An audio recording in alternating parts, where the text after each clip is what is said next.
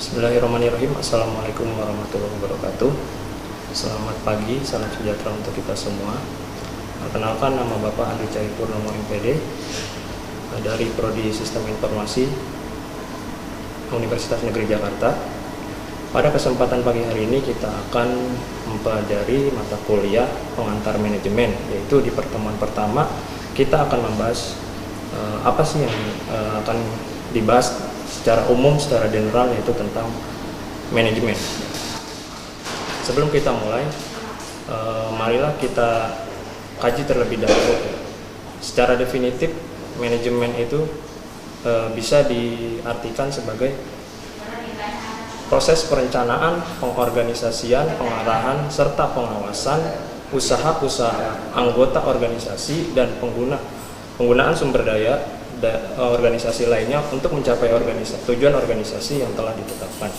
Jadi pada dasarnya bahwa manajemen itu merupakan salah satu wadah untuk kita berdaya upaya ya untuk bisa merencanakan, mengorganisasikan, ya, mengarahkan serta juga mengusahakan kemampuan kinerja yang bisa kita gali dari sumber daya yang kita miliki itu sendiri. Ya, contoh kecilnya ya pada saat kita masih duduk di bangku sekolah, kita sudah mengikuti yang namanya organisasi ya, baik itu organisasi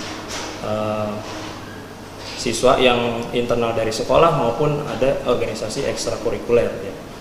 Ada yang kita mengikuti yang namanya organisasi siswa intrasekolah atau OSIS, ada juga pramuka dan lain sebagainya. Oke, apa sih yang menjadi titik utama di dalam manajemen itu ya? Kita mengenal istilah yang namanya POAC ya, atau POAC. Apa itu POAC? Ya, kita bedah satu-satu. Yang pertama, P itu adalah planning ya, artinya perencanaan. Oke, yang kedua adalah O-nya yaitu organizing ya, atau pengorganisasian. Yang ketiga, actuating atau pelaksanaan. Yang keempat, C-nya itu controlling atau pengawasan. Oke, kita bedah satu-satu. Yang pertama, planning ya. Bagaimana merencanakan suatu kerja ya di dalam suatu organisasi merupakan kewajiban kita bersama ya. Tapi puncaknya atau tataran tertingginya yaitu seorang manajer ya. Bagaimana cara merencanakan kerja yang efektif, efisien, dan bagaimana cara mengelola sumber daya manusia ya, baik itu karyawan, pekerja di dalam suatu perusahaan itu sendiri ya, atau instansinya. Bagaimana untuk mencapai tujuan yang efektif ya, bisa dilihat bahwa suatu pekerjaan ya, kita tidak bisa bekerja sendiri ya. Jangankan bekerja, kita hidup di dunia ini pun pasti tergantung dari orang lain gitu. Kita membutuhkan orang lain ya. Gak mungkin kita bisa berdiri sendiri ya.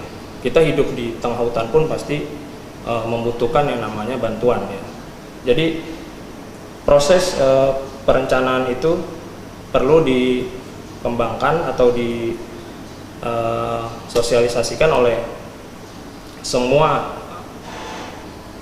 aparatur di instansi atau di perusahaan tersebut untuk bisa menjalankan suatu pekerjaan. Yang kedua, organizing atau pengorganisasian. Nah, di dalam pengorganisasian ini ya, kita bisa melihat bahwa di dalam suatu tim ya, di pekerjaan itu tidak mungkin kita berjalan sendiri-sendiri ya. Yang A, B, C, dan D itu harus satu tujuan untuk membangun organisasi ya. Tidak mungkin jalan masing-masing. Kalau terjadi misalkan jalan masing-masing, yang A ingin ke kanan, yang B ingin ke kiri, yang A ingin maju, yang B ingin mundur, pasti akan terjadi kekacauan di dalam perusahaan tersebut. Bagaimana cara manajer ini bisa membagi ya tugas secara tepat gitu. Yang namanya kalau kita sudah belajar di perkuliahan itu bagaimana cara membagi kelompok ya. Bagaimana dosen bisa membagi mahasiswanya di kelompok-kelompokan ya untuk mengerjakan tugas ya. Jadi skill atau kemampuan dari seseorang baik itu pegawai ya, baik itu siswa, mahasiswa, itu dilihat dari kerja sendiri dan kerja kelompok gitu, individu maupun secara tim. Khusus untuk yang organizing ini, bagaimana cara seorang pimpinan atau manajer bisa membagi tugasnya secara baik ya di dalam suatu perusahaan ataupun instansi yang terkait. Yang ketiga yaitu actuating, yaitu pelaksanaan ya. Bagaimana sih cara pelaksanaan pekerjaan yang baik itu ya. Sebelum di tataran manajemen ya, atau sebelum dilaksanakan pekerjaan itu pasti ada yang namanya briefing ya, atau ada namanya checking terlebih dahulu ya sebelum mulai pekerjaan ya. Minimal banget kita memulai pekerjaan itu berdoa ya secara khusyuk untuk bisa terselenggaranya pekerjaan secara baik dan tidak ada halangan sedikit pun. Yang keempat, yang terakhir yaitu controlling ya, ya artinya pengawasan ya. Ini salah satu juga tugas utama seorang manajer ya. Bagaimana selain bisa mengelola anak buahnya ya di lapangan atau di perusahaan, dia juga bisa mengawasi berjalannya pekerjaan itu ya. Tidak hanya dia duduk manis di ruangan, tapi dia bisa mengawasi ya, bagaimana cara bekerja dengan baik, bagaimana dia bekerja secara individu, secara tim ya. Bagaimana di luar dari perusahaan itu bisa bekerja, bisa bersosialisasi dengan teman sejawatnya ya. Itu bisa dilihat dari poin yang keempat, yaitu controlling. Oke, next.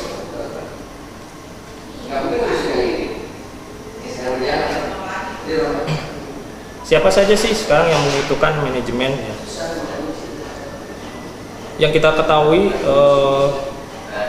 mungkin di benak kita sasaran manajemen itu hanya perusahaan bisnis ya, atau hanya instansi, hanya tataran pendidikan gitu. Akan tetapi yang membutuhkan manajemen itu tidak hanya dalam lingkup tersebut ya, tapi juga semua kegiatan di dalam kehidupan ini kalau tidak di-manage dengan baik ya, tidak ada manajemennya, pasti akan kacau. Selanjutnya, lalu alasan apa saja sih yang kita butuhkan ya untuk manajemen ini ya? Kenapa kita harus membutuhkan adanya manajemen ya? Yang pertama, manajemen itu dibutuhkan untuk mencapai tujuan organisasi dan juga tujuan pribadi ya. Yang utama adalah kita bisa mencapai tujuan organisasi dulu ya, di atas tujuan pribadi. Kalau misalkan mengutamakan tujuan pribadi, maka bisa didapatkan bahwa itu tidak akan berjalan dengan baik gitu. Kalau tujuan yang diambil malah tujuan pribadi, yang menguntungkan pribadi, yang menguntungkan pihak-pihak tertentu. Yang kedua, untuk menjaga keseimbangan di antara tujuan-tujuan yang saling bertentangan, di sini dibutuhkan manajemen untuk menjaga keseimbangan antara tujuan, sasaran, dan kegiatan yang saling bertentangan dengan pihak yang berkepentingan dalam suatu organisasi. Pada mulanya memang di tataran manajemen ini biasanya ada persaingan gitu ya, persaingan baik itu di internal maupun di eksternal ya. Di internal antara karyawan dengan karyawan ya, antara mungkin pimpinan dengan pimpinan. Nah, kalau di eksternalnya mungkin dari perusahaan ke perusahaan, dia punya tujuan masing-masing dan punya goalnya masing-masing gitu kan, punya ketercapaian yang beda-beda. Jangan disamakan misalkan dengan dari individu. Misalkan saya jangankan kita ke perusahaan lebih jauh, kita individu sendiri aja misalkan, tujuan kalian untuk kuliah ya pasti beda-beda ya. Ada yang saya kuliah untuk selain menambah ilmu untuk nanti lanjut S2 ya. Saya kuliah untuk ya goalnya nanti akan bekerja. Saya kuliah untuk menambah keilmuan, nanti saya akan melanjutkan lagi dengan perkuliahan itu ya. Bidang-bidang yang lain saya ingin tempuh semua gitu. Jadi S1 saya nanti akan banyak. Ada yang seperti itu, ada yang tujuan saya kuliah disuruh orang tua, ya tujuan saya kuliah disuruh teman dan sebagainya. Itu kan dari sisi individu aja kita bisa melihat tujuan seorang itu beda-beda, apalagi di organisasi. Nah, dengan masa seperti saat ini ya, apalagi di masa transisi dari pandemi akan menuju new normal yang sekarang sudah kita lalui, bahwa pasti setiap instansi, perusahaan dan sebagainya itu tujuan awalnya ada sedikit perubahan mungkin ya. Yang tadinya goalnya itu ya semua karyawan akan bisa mendapatkan tunjangan lebih di akhir, atau misalkan akan mendapatkan insentif tambahan karena ada pandemi ini. Ada beberapa yang kebijakannya itu di luar dugaan ya, tak ada yang merumahkan, tak ada yang WFH, ada yang kerja di rumah, ada yang separuh kerja shift ya, ada yang pagi, ada yang siang dan sebagainya. Itu juga perusahaan punya kebijakan. Yang ketiga, untuk mencapai efisiensi dan efektivitas suatu organisasi dapat diukur dengan banyak cara yang berbeda ya. Efektivitas dan efisiensi itu dapat dilihat dari sisi bagaimana sih suatu perusahaan ini dapat mengakomodir ya, kebutuhan di pasar, ya, kebutuhan di lapangan gitu. Jadi pada dasarnya suatu perusahaan ini ya tidak mungkin berdiri tanpa ngelihat peluang gitu. Ada peluang sasaran di lapangan untuk bisa kita ambil nih ya, target marketingnya apa gitu. Oke, yang selanjutnya poin dari pemahaman mengapa kita memerlukan manajemen adalah tanpa manajemen semua usaha akan sia-sia, akan menjadi sulit yang akan dicapai atau tujuan yang akan dimuarakan ya setelahnya. Ya, jadi manajemen itu perlu kesungguhan dari semua pihak, semua lapisan ya, baik dari tataran level terendah sampai tertinggi ya. Sama seperti pemerintahan gitu kan. Kita lihat bahwa sekarang ini pemerintahan seperti tidak tatarannya tidak sinkron gitu ya, antara yang pemerintahan atas sampai level ke bawah. Bahkan kelihatan sejalan sendiri-sendiri. Nah, itu berarti ada yang salah apanya? Pasti yang salah manajemen. Entah manajemen dari pusat ataupun juga komunikasi dari bawah ke pusat.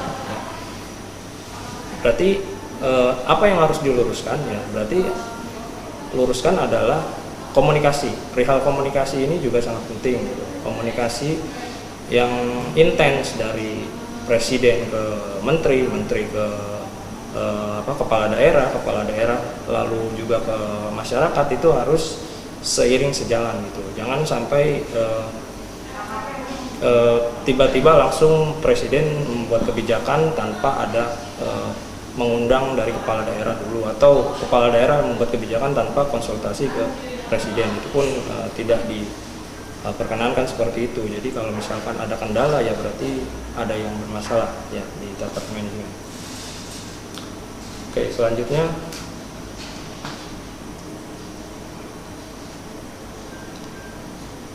lalu ada faktor penting yang menjadi pertimbangan suatu perencanaan di dalam manajemen itu berjalan dengan baik ya, tidak ada gangguan atau tidak ada hambatan yang berarti di saat pelaksanaannya. Yang pertama itu yang kita kenal dengan istilah SMART ya. Yang pertama S-nya itu adalah spesifik. Spesifik itu diartikan sebagai perencanaannya itu jelas maksud dan tujuan ya. Jadi semua yang direncanakan ya, baik itu oleh pimpinan ataupun suatu pimpinan negara, pimpinan perusahaan, ya, instansi dan sebagainya, itu tujuannya jelas. Ada goal yang diambil di akhir gitu, tidak hanya mengangan-angan aja gitu. Yang kedua yaitu measurable, atau diartikan sebagai program kerja yang direncanakan dapat diukur tingkat keberhasilannya ya. setiap perusahaan itu pasti memiliki program kerja ya, bahkan di tataran universitas atau organisasi lah, jangan jauh-jauh ya, itu pasti memiliki yang namanya proker atau program kerja ya. Suatu organisasi tidak akan berjalan dengan baik kalau tidak memiliki proker yang jelas, program kerja yang jelas. Butuh semua elemen yang bisa mengelola organisasi itu dalam tataran yang baik, menggunakan program kerja yang baik, yang menggunakan asesmen yang baik dan sebagainya. Yang ketiga yaitu realistik ya, yang dapat di sini diartikan sebagai pencapaian yang pasti ya, tidak menjadi bias atau angan-angan ya. Yang keempat realistik ya, yaitu sesuai dengan kemampuan dan sumber daya yang ada ya. Jadi kalau misalkan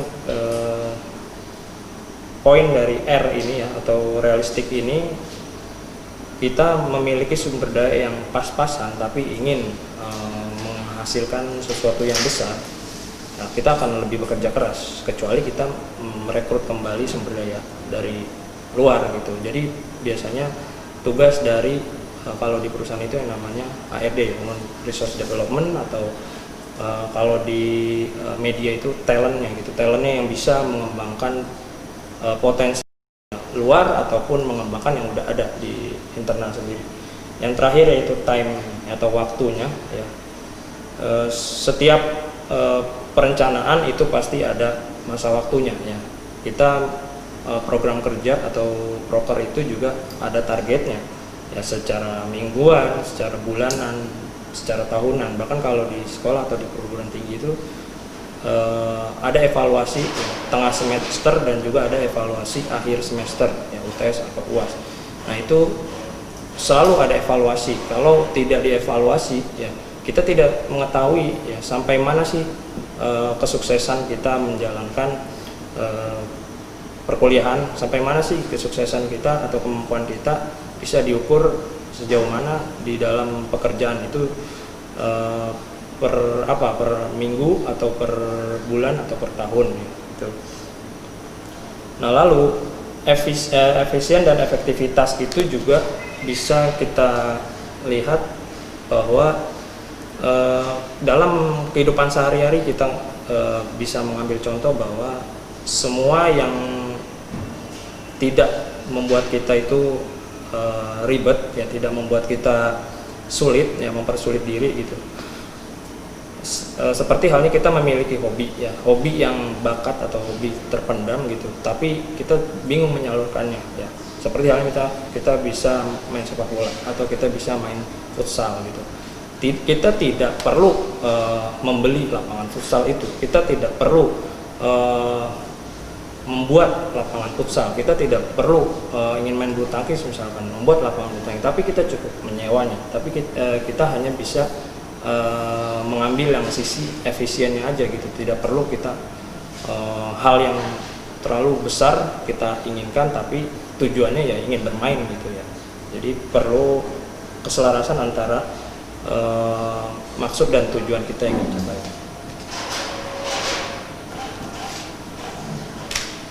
Oke, selanjutnya fungsi manajemen yang menjadi salah satu juga faktor penting ya, di dalam kita kehidupan bermasyarakat maupun juga kehidupan di perusahaan dan di sekolah maupun di tataran perguruan tinggi. Fungsi manajemen di sini ya bisa meliputi berbagai jenis pekerjaan ya, dapat digolongkan yaitu dalam hal fungsi administratif ya. Semua yang berkaitan dengan fungsi administratif itu pasti juga perlu manajemen yang baik ya. Kalau di sekolah atau di universitas kita mengenal yang namanya ya tata usaha ya, atau kalau misalkan di sini namanya RPU ya. Jadi semua yang berkaitan dengan administratif ya diurus di bagian itu ya. Jadi kalau misalkan ada kendala apapun ya yang berkaitan dengan perkuliahan, ya, kita harus bisa tahu juga tujuan kita menanyakan hal manajemen itu di mana gitu. Jangan kita misalkan bermasalah dengan uang kuliah misalkan, kita nanyanya langsung ke atas. Ya mungkin tidak langsung menjudge itu salah, tapi juga harusnya sesuai dengan posisi ya manajemen yang benar gitu, kita menanyakan hal yang seperti itu. Oke, di sini ada beberapa tokoh yang menjelaskan ya apa itu POAC ya, atau Planning, Organizing, dan Actuating dan Controlling ya. Yang pertama ada Josh R. Terry ya. Yang kedua ada Alan Louis A, dan yang ketiga ada Luther Gulick ya. Selanjutnya, selain kita mengenal POAC ya, atau Planning, Organizing, Actuating, dan Controlling, lalu juga bisa kita mendapatkan penjelasan lain dari pembahasan manajemen ini ya, yaitu adanya penambahan ya di poin lain, yaitu tentang staffing ya, atau penyusunan personalia. Yang selanjutnya leading ya, atau pengarahan, dan faktor yang penunjang lain yaitu adanya controlling juga sama ya. Nah, apa sih yang membedakan antara POAC dengan pembahasan yang ini ya? Oke, yang poin lain yaitu tentang staffing. Apa itu staffing? Staffing itu adalah penyusunan personalia, adalah penarikan atau secara rekrutmen, pelatihan, dan pengembangan serta penempatan pemberian orientasi pada karyawan dalam lingkungan kerja serta menguntungkan secara produktivitas ya. Jadi setiap karyawan atau setiap pekerja itu juga perlu yang namanya pengembangan diri. Tidak dia hanya bekerja di bidangnya itu aja, tapi juga perlu pengembangan diri. Kalau di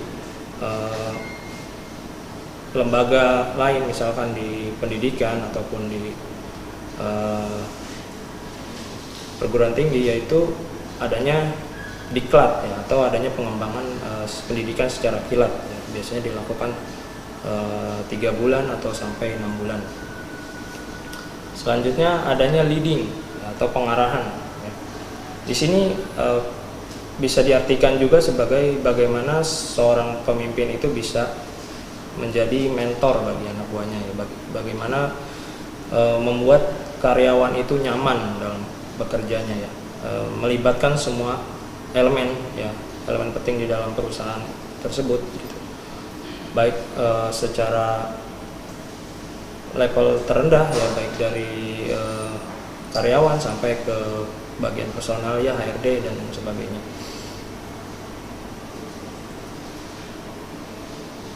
Oke, selanjutnya setelah kita mengetahui beberapa poin tentang tambahan dari POAC itu sendiri yang adanya tadi staffing dan leading, lalu kita berlanjut kepada apa saja sih yang dikerjakan oleh seorang manajer ya. Selain tadi kita sudah mengetahui bagaimana cara merencanakan, bagaimana cara mengorganisasikan, bagaimana cara melaksanakan, bagaimana cara mengawasi ya, ada tugas lain dari seorang manajer ya, dalam hal bagaimana dia bisa membuat suatu pekerjaan itu menjadi mudah untuk dipahami oleh para karyawannya. Selain itu juga seorang manajer itu bisa mempromosikan atau bisa membuat perusahaan yang dia pimpin itu memiliki relasi yang banyak ya di luar dari perusahaannya ya. Baik dia bisa berinteraksi secara personal ya, ataupun bisa bekerja sama ya, berinvestasi dengan perusahaan lain. Oke, selanjutnya setelah kita mengetahui apa saja yang menjadi tugas dari seorang manajer ya. Dan tugas penting yang perlu kita perhatikan juga bahwa seorang manajer ya bisa bekerja menyeimbangkan kemampuan ya secara pikiran, secara tenaga, secara kemampuan yang dia miliki untuk mengaktualisasikan dirinya ya, memposisikan dirinya sebagai salah satu pemimpin di suatu perusahaan ya. Bukan hanya seorang manajer itu pandai bersosialisasi di atas, pandai berinteraksi di atas, tapi juga bisa merangkul pekerjanya atau karyawannya dengan baik gitu. Minimal dia bisa menjadi orang tua kedua ya di pekerjaan, sama seperti guru, dosen ya. Itu bisa mengayomi, bisa menyenangkan hati muridnya atau mahasiswanya gitu. Sama di perusahaan juga mampu seorang pemimpin itu mendengarkan keluh kesah karyawan, apa aja sih masalah yang terjadi gitu ya. Tidak melulu berkaitan dengan pendapatan atau uang, tapi juga dalam hal lain gitu, kenyamanan kerja ya, ada juga komunikasi yang baik di perusahaan, atau misalkan lingkungan kerjanya mendukung atau enggak ya. Itu juga faktor-faktor yang mempengaruhi seseorang untuk nyaman atau tidaknya bekerja di suatu perusahaan itu. Apalagi bisa merangkul ya, baik di perusahaan sendiri ataupun di luar dari perusahaan tersebut.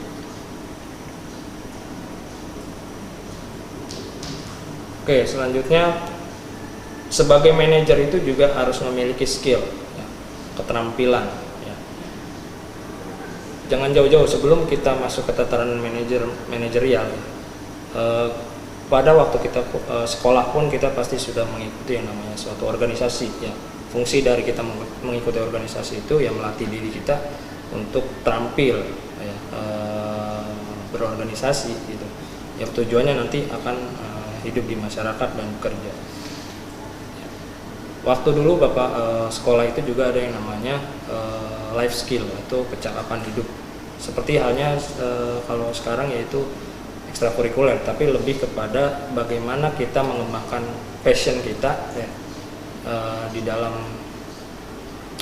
sekolah ini. Kita menimbulkan passion, kita menimbulkan kesukaan kita ya, tentang apa gitu. Tidak melulu tentang olahraga, tidak melulu tentang percakapan dari hal komputer atau bahasa, tapi juga bisa dalam bidang lain ya. Contohnya misalkan kita senang ikut bela diri ya, misalkan ya pencak silat ataupun taekwondo dan sebagainya. Itu juga salah satu keterampilan yang kita bisa gali dari dalam diri. Atau misalkan kita juga bisa menulis puisi atau misalkan menulis buku, bisa juga dikembangkan dari sejak dini ya. Jadi nanti kalau pas sudah lulus dari sekolah menengah atas atau sekolah menengah kejuruan, kita tidak bingung lagi untuk menemukan passion dari dalam diri kita. Oke, selanjutnya keterampilan seorang pemimpin atau seorang manajer itu ada 4 poin utama yang harus dimiliki. Yang pertama, secara konseptual. Manajer itu harus memiliki kemampuan mental untuk mengkoordinasikan dan mengintegrasikan seluruh kepentingan dan kegiatan organisasi. Ya, secara personal dia harus bisa mengakomodir ya kepentingan ya, dalam kegiatan organisasi ini. Misalkan organisasi butuh bantuan pengembangan di dalam sumber daya manusianya, ya berarti harus mengadakan diklat. Atau misalkan perlu mengembangkan aspek rohaninya, ya berarti bisa menggelar yang namanya ISQ, atau mungkin mendatangkan ustadz dan sebagainya. Itu bisa digunakan menjadi pengembangan di dalam diri seorang manajer. Yang kedua, seorang manajer juga harus memiliki keterampilan kemanusiaan atau human skill. Kemampuan ini digunakan dalam bekerja untuk memahami dan memotivasi orang lain, baik secara individu maupun kelompok. Ya. Nah, di dalam diri manusia itu pasti ada kekuatan dan kelemahan. Gitu. Kita tidak bisa menyombongkan diri kita, oke, saya tidak memiliki kelemahan, saya semua memiliki keunggulan gitu, dalam diri. Tidak bisa seperti itu, pasti seseorang itu ada kelemahan. Nah, bagaimana caranya kelemahan itu bisa dibuat menjadi suatu kelebihan? Ya? Bagaimana seorang pemimpin itu membuat pada saat karyawannya itu sedang ada masalah, baik itu secara pribadi atau secara keluarga dan sebagainya, itu bisa membangkitkan kembali gitu. Ya, dengan cara yang memotivasi ya. Memotivasi dengan pendekatan yang lebih intens lagi gitu, baik di dalam perusahaan maupun di luar perusahaan. Ya. Bentuk motivasinya sendiri ya bisa secara langsung kita datangi, kita tanyakan permasalahannya apa, ya. Bisa saling share ya, ataupun juga kita seorang pemimpin itu bisa juga mengajak seorang karyawan atau seorang pekerja yang sedang bermasalah itu ya refreshing gitu, dengan cara keluar jalan-jalan keluar sesaat untuk membuat dirinya itu ternyata pimpinan saya ini baik gitu, bisa mengayomi karyawan atau pekerjanya gitu kan. Nanti di posisi saat di situ dia bisa menjelaskan permasalahan yang sedang terjadi. Yang ketiga, keterampilan secara administratif atau administration skill. Ya. Keterampilan di sini berkaitan dengan sama seperti yang di awal tadi, ada yang fungsinya yaitu merencanakan, mengorganisasikan, menyusun kepegawaian dan pengawasan serta mengikuti kebijaksanaan prosedur pengelolaan anggaran. Ya. Secara administrasi juga seorang pemimpin itu harus tahu ya, keuangan, minimal keuangan dari perusahaan itu sedang ada masalah atau enggak, sehat atau enggak, ya. Apa keperluannya gitu kan. Ya minimal tahu di tataran itu ya. Bahkan sampai sekecil-kecilnya juga harusnya bisa tahu ya, ATK-nya dan sebagainya, ada yang perlu ditambahkan atau enggak. Kalau di sekolah ya bagaimana cara mengalokasikan dana bantuan operasional sekolah contohnya oleh kepala sekolah dan juga dibantu dengan operator sekolah. Yang keempat yaitu kemampuan teknis atau technical skill. Kemampuan ini didukung dengan bagaimana sih cara menggunakan peralatan-peralatan, prosedur, teknik dan bidang tertentu ya, baik itu dalam hal produksi, penjualan, ya mesin, akuntansi dan sebagainya. Tentu ini secara umum disesuaikan dengan perusahaan atau tempat dia bekerja ya. Kalau misalkan di pendidikan berarti bagaimana sih cara mengecek atau menjaga peralatan-peralatan yang berkaitan dengan pendidikan ya. Berarti bagaimana cara menjaga proyektor dengan baik, bagaimana cara mengecek lab komputer, bagaimana cara mengecek meja kerja dan sebagainya.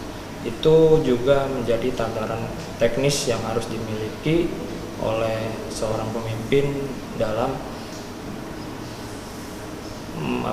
dirinya bisa mengembangkan diri, keterampilannya dalam manajerial.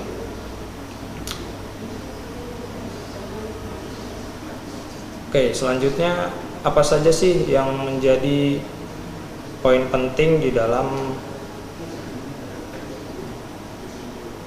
pengembangan manajemen itu ya.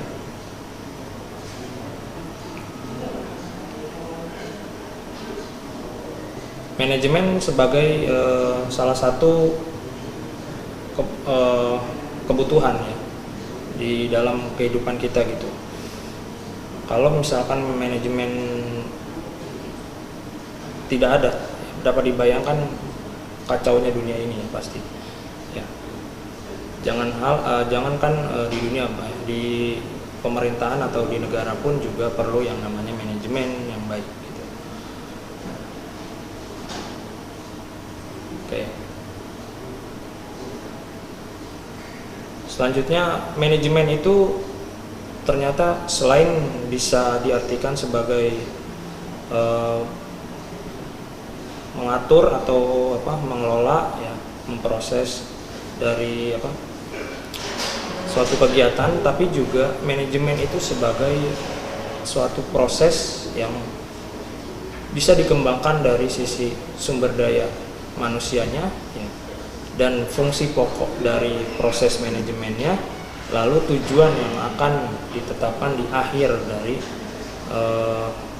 prosesnya itu sendiri ya. Yang pertama kita akan bahas tentang sumber daya pokok dari manusianya itu sendiri ya. Yang pertama ya pasti ada manusia, yaitu man. Yang kedua adalah material atau materinya. Yang ketiga mesin atau mesin. Yang keempat metode atau metode. Yang kelima uang atau money, dan yang keenam adalah market, pasaran. Nah itu harus diarahkan menuju fungsi pokok, yaitu proses manajemennya itu sendiri yang tadi kita sudah jelaskan. Adanya planning, adanya actuating, adanya organizing, dan adanya controlling. Dan muara terakhirnya yaitu goal atau tujuan. Oke, Bapak rasa cukup untuk pertemuan kali ini. Mudah-mudahan ada yang manfaatnya yang bisa kita ambil dari pertemuan pertama kali ini. Kurang lebihnya mohon maaf wabillahi taufiq wal hidayah. Assalamualaikum warahmatullahi wabarakatuh.